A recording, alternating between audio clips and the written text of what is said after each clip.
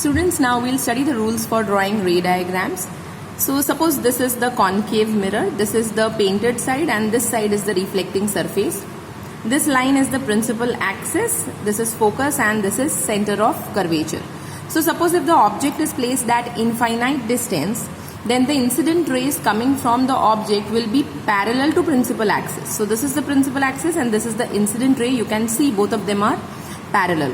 So the first rule says that if the incident ray is parallel to principal axis, then the reflected ray will pass through focus. So this one is the incident ray and this one is the reflected ray.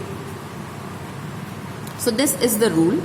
Now suppose, see, you all have studied the law of reflection. So if I draw a tangent from here, then I can draw a normal to this tangent and that normal will pass through center of curvature. Then this is the incident ray, this is the normal. So the angle between incident ray and normal will be angle of incidence. This is the reflected ray and this is the normal. So the angle between reflected ray and the normal will be angle of reflection. So according to the law of reflection, here angle of incidence will be equal to angle of reflection. This shows that the law of reflection is not only followed by plane mirror but also followed by spherical mirrors. So this was the first rule. Incident ray, if it is parallel to principal axis, then the reflected ray will be passing through focus. Now we will see the second rule.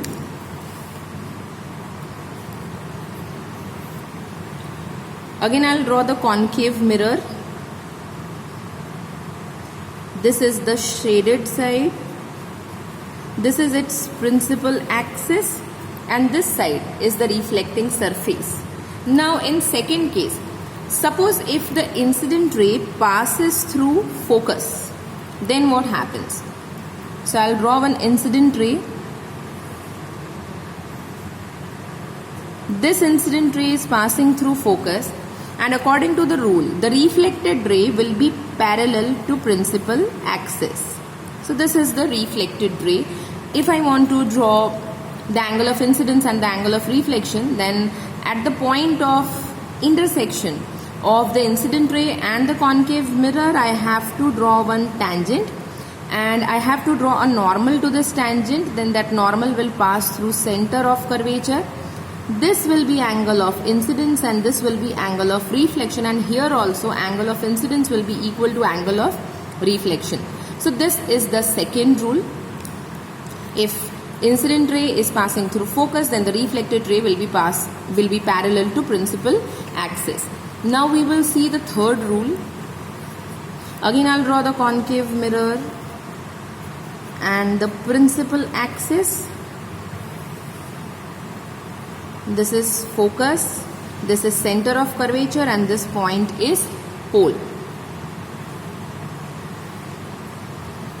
Now suppose if the incident ray passes through center of curvature. So for example, the incident ray is like this, passing through center of curvature. Then the reflected ray will retrace the same path. It will go in this direction, same path. Okay. Again, to check the laws of reflection, what I can do is I can draw a tangent over here. Now you can see that this line, it was symbolizing the incident ray and the reflected ray. The same line behaves as the normal. So what you can understand from this is, see, for the law of reflection, suppose if this is a plane mirror, this is a normal. If the incident ray is like this, if the incident ray makes 90 degree with the mirror, or if the incident ray is coinciding with the normal, then the reflected ray will not change its direction. The reflected ray will come back along the same direction. Here the angle of incidence is equals to 0 and the angle of reflection is also 0. So same condition is created here as it is shown here.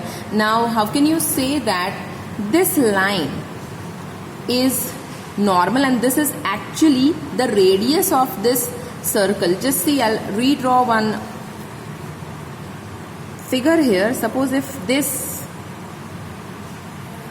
is the sphere from which this mirror is cut out, this will be the center.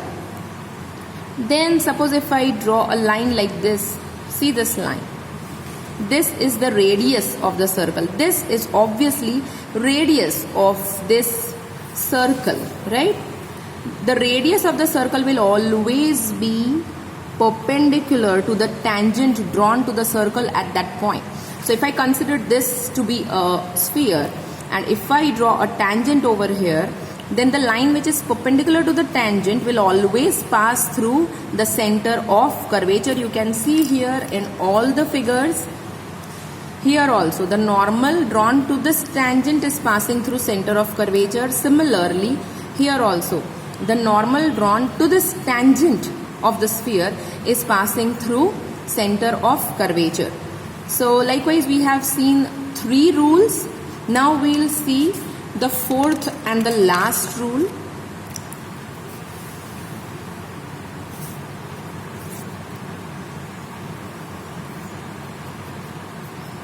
This is the shaded part of the concave mirror. This is the reflecting surface. This is principal axis, focus, center of curvature and pole.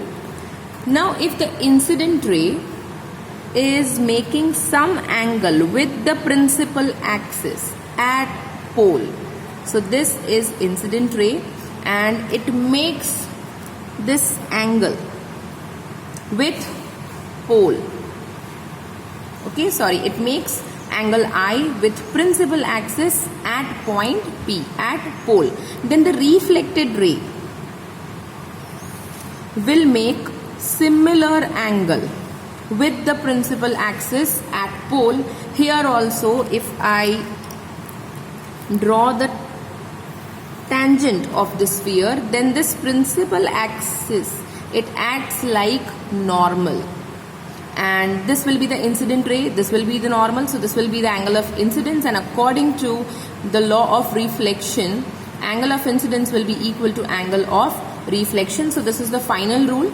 If the incident ray makes some angle with principal axis at point P, then the reflected ray will make same angle with the principal axis at point P.